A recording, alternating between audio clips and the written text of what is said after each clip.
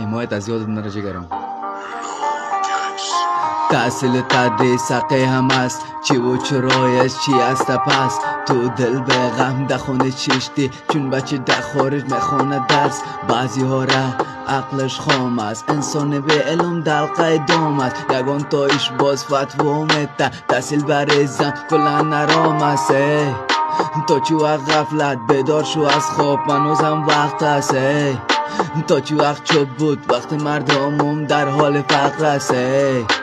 بشنو تو حرفت چی میگم برت، چشمایم تر شد.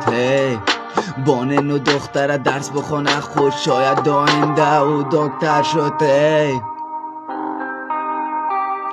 میکشم سیگرت دم خونه، تیکای بیتم نمیخونه. ای دفعه هم باز خواهش میکنم بانن دختر درس بخونه. باننش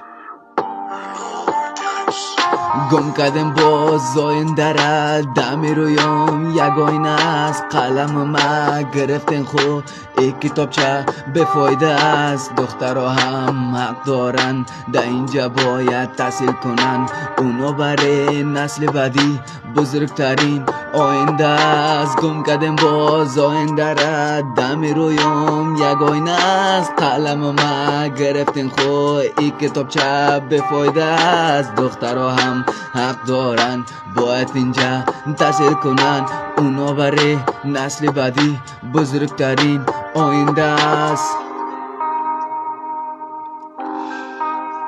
چی بگوی دیگه؟